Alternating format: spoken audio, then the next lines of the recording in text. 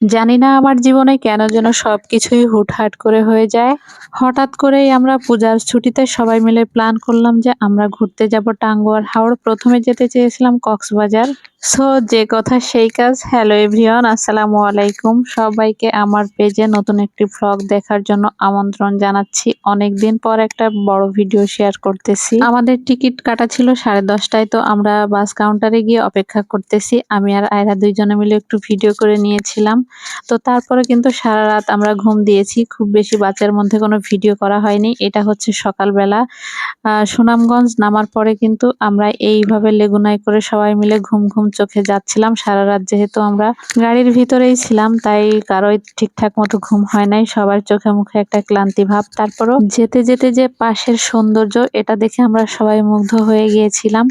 চারিদিকে যেখানেই তাকাই শুধু পিঙ্ক কালার শাপলা ফুটে আছে। সম্ভবত এটা বিল এরিয়া, এই জন্যই হচ্ছে এত শাপলা। যত দূর চোখ যায় আশেপাশে সব দিকেই শাপলা। তো ১ ঘন্টা জার্নি করে আসার পর আমরা আমাদের বোটের কাছে চলে এসেছি। এই বোটগুলো আগে থেকেই কন্টাক্ট করে আগে থেকেই সব ঠিকঠাক করে রাখতে হয়। তো ওরাই কিন্তু আমাদের লেগুনাটা পাঠিয়েছিল আনার জন্য। এদিকে আমার বোন আগের দিন যাওয়ার সময় কিন্তু অ্যাক্সিডেন্ট করেছিল বাইকে।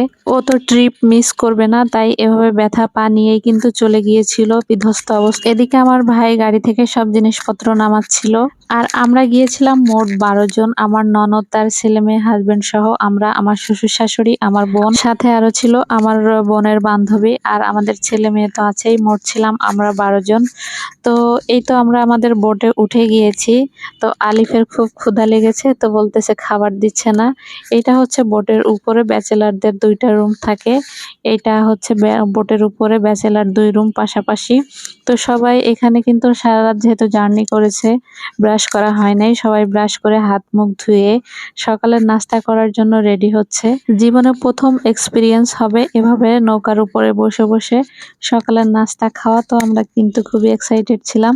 সবাই হাত মুখ ধোয়ার জন্য রেডি হচ্ছে, কেউ ধোয়া হয়ে গিয়েছে, এখন ওয়েট করতেছে কখন খাবার আসবে। আলিফ বলতেছে ক্ষুধা লেগেছে। তো এদিকে আয়রার দিকে ক্যামেরাটা ধরতেই ও দাঁত বের করে দিয়েছে আর দুষ্টুমি করতেছে। বোটটা মোটামুটি ভালোই ছিল।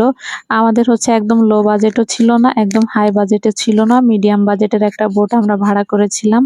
কথা বলতে বলতেই কিন্তু সকালের নাস্তা চলে এসেছিল। আর এই ২ দিনের খাবারের প্যাকেজ পুরাটাই সেট করে দেওয়া। সকালে কি হবে, দুপুরে কি হবে, রাতে কি হবে। তো সেই মেনু হিসাবে আমাদের সকালের নাস্তায় ছিল ডিম ভুনা, খিচুড়ি ছিল, ভুনা খিচুড়ি, আচার আর ছিল সালাদ।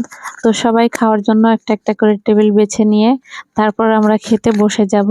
তো শুধু আলিফের প্লেটটাই দিয়ে গিয়েছে, ও খাওয়া শুরু করে দিয়েছে একদিকে। তো আস্তে আস্তে করে কিন্তু সবার প্লেটটাই এখন দিয়ে দিবে। যেহেতু ওর বাচ্চারা ডিম ভুনা খাবে না, তো ওদের প্লেটে ডিম ছিল না। আমরা কিন্তু একজন একজন করে ২ থেকে ৩টা ডিম খেয়েছি, কারণ ওদের যে কয়টা দেওয়ার ওরা ঠিকই দিয়ে গিয়েছিল। আলিফের বাবা একাই ৩টা ডিম খেয়েছে। তো যাই হোক, সকালের নাস্তা শেষ করে এখন আমরা একটু ছবি তুলবো, ভিডিও করব। এই জন্য হচ্ছে বোটের উপরে স্টাইল করতেছে আলিফ আর আলিফের বাবা। আমি আগে ওদেরকে একটু ছবি তুলে দিয়েছি, ভিডিও করে দিয়েছি। তো তারপরে কিন্তু আলিফের বাবা আমার ভিডিও করে দিয়েছে। আমি একটু দোলনার উপরে বসে এভাবে দোল খাচ্ছিলাম। আলিফের বাবা একটু আমাকে ভিডিও করে দিয়েছে। আর কেউ আছে নিচের যে রুমগুলা, সেই রুমগুলাতে রেস্ট করতেছে আমার শ্বশুর শাশুড়ি, ননদ, ননদের হাজবেন্ড। উপরে কেউই নাই, তো ভাবলাম এই ফাঁকে একটু ভিডিও করে নেই। আমাদের পাশে যে বোটটা ছিল, ওই বোটটাও কিন্তু খুবই সুন্দর ছিল। তো ওখানেও আমরা একটু আসলাম, এসে একটু ভিডিও করলাম। এদিকে সব ক্যামেরাম্যান ম্যান তো অস্থির, সবাই সবার ভিডিও করা নিয়েই ব্যস্ত।